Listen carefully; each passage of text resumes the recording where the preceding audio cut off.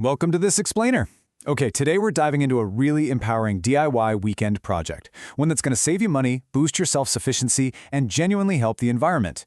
We're talking about building a stacked rain barrel system. You know, if you've ever watched rainfall pour off your roof and thought to yourself, man, there just has to be a way to capture all that, well, we are going to figure out exactly how to do it together today. Let's just put this into perspective right out of the gate. Did you know a single 1-inch rainstorm on a typical 1,000 square foot roof generates over 600 gallons of free, soft, non-chlorinated water? Just let that sink in for a second. 600 gallons from one moderate storm. By capturing even a fraction of this runoff, we can unlock this endless, cost-effective alternative to relying on municipal tap water for your landscaping and garden beds. So, here is our DIY blueprint for today. We'll be covering 1. The rainwater harvesting revolution. 2. Gravity power and stacked systems. 3. Core parts and structural frames. 4. Our step-by-step assembly guide. And finally, 5. Smart irrigation and safety. All right, let's jump right into part 1, the rainwater harvesting revolution. Now, capturing stormwater isn't just about scoring free water for your tomatoes, though, yeah, that is a massive perk. But when this water is intercepted, it actively reduces the velocity and the volume of stormwater runoff. And what that does is protect local municipal systems from being totally overwhelmed during heavy rains. It prevents soil erosion around your foundation, and it actually lowers peak demands on public water supplies during those temporary summer droughts. It's a win-win. Okay, we really need to bust a persistent myth right here. You might have heard people say that collecting rainwater is illegal. Well, that actually stems from old 1800s water laws. But as of 2026, it is completely legal in all 50 U.S. states. In fact, many places are practically begging you to do it. Texas actually has a law, SB 769, that literally prevents HOAs from banning these systems. Arizona gives you state income tax credits, California offers property tax exemptions for new residential systems, and counties in Oregon and Florida will even hand out rebates to help pay for your whole setup. Moving right along to part 2, gravity power and stacked systems. So, this is absolutely crucial. We need to talk about a magic number, 0.43 psi. Basically, for every single foot you elevate your rain barrel above your garden, you gain almost half a pound of water pressure. This is exactly why we elevate and stack our barrels. By going vertical, not only do we save a ton of horizontal yard space, but we're effectively building a gravity-powered engine to push water effortlessly right through our garden hoses and drip line. Now, when you're dealing with multiple barrels, you've got to link them together, and there's a right way and a wrong way to do this. A lot of beginners try what's called daisy chaining, where one barrel fills all the way to the top and just overflows into the next. The problem? You get really uneven water levels and terrible drainage. Instead, you absolutely want the bottom-plumbed, or parallel, method.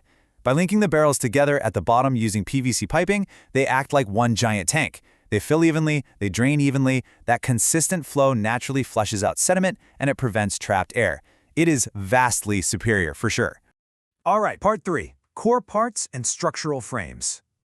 I want you to keep another number in mind, 500. A single full 55-gallon rain barrel weighs roughly 500 pounds. So if you're building a stacked system with multiple barrels, you are dealing with literal tons of weight. That makes structural integrity incredibly important when you make the decision to go vertical. Because of that massive weight, you cannot just balance one barrel directly on top of another one. No way. It's incredibly dangerous. Every single layer of your system needs its own independent foundation. Heavy-duty cinder blocks make a fantastic, really stable base. But if you prefer wood, you'll want to build a highly reinforced frame using pressure-treated 2x4s and exterior-rated deck screws or lag bolts. The key here is the frame has to independently support the weight of the upper barrel so it doesn't just crush the lower ones. So here's your rapid-fire parts list for the hardware store run. The absolute #1 most important thing, sourcing 55-gallon drums that are specifically food grade. We have to prevent harmful industrial chemicals from leaching into our garden water. You'll also need 3/4-inch bulkhead fittings, standard hose bibs, 2-inch PVC for the linking, and a drill equipped with a 1-inch bit for the overflow and a 1.5-inch hole bit for your spigots. Okay, part 4, our step-by-step assembly guide. Let's roll up our sleeves. Logically, the whole process builds in 5 steps. First, thoroughly wash those barrels out. Second, build and completely level your heavy-duty frames. Third, we drill our holes. Fourth, we connect the PVC bottom plumbing. And step 5, actually, a lot of people forget this one, is installing crucial air relief vent lines. If you don't give the displaced air a way to escape as the water rushes in, your bottom barrels are going to get vapor locked and just refuse to fill up. Let's zoom in on that drilling phase for a second. You'll start by making a pilot hole right near the bottom edge of your clean barrel.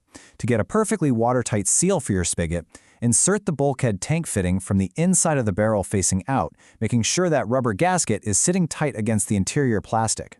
Now, a quick heads up. These fittings usually have left-handed threads, so tightening them might feel a little backward at first. Just wrap your spigot in some plumber's tape and thread it right in.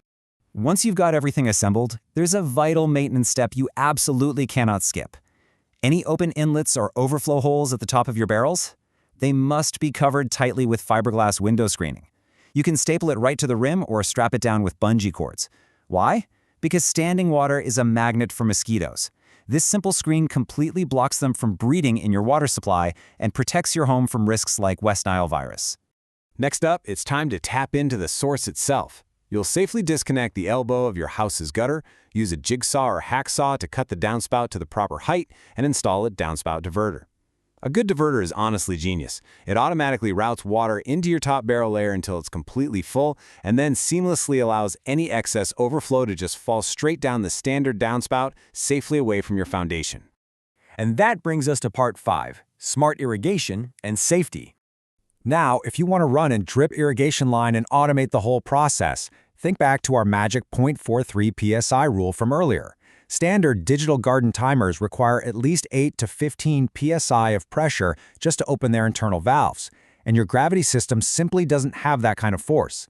You absolutely must buy a zero-pressure mechanical ball valve timer. It physically opens a valve inside, allowing your low-pressure gravity water to flow perfectly into the garden. Let's wrap up with some safety tips that are absolutely vital. First off, this roof runoff is considered gray water, meaning it might have bird droppings or roof debris mixed in. It is fantastic for watering food-producing plants, but never use it for human drinking or cooking. You might even want to consider a first flush diverter to catch that initial dirty roof water before it ever hits your barrels. For your irrigation, just remember your distribution lines must stay physically lower than the water level in your barrels, or gravity just won't work. And lastly, winterize. Drain your barrels before freezing temperatures hit, or the expanding ice will crack your plastic and ruin all your hard work. So there you have it. With the physics mastered, the legalities understood, and your DIY blueprint firmly in hand, you're ready to capture the sky's bounty. You literally have a free, renewable water source pouring right over your head every time it storms. The only question left is, what are you going to grow with your new endless supply of 600 gallons of free rainwater?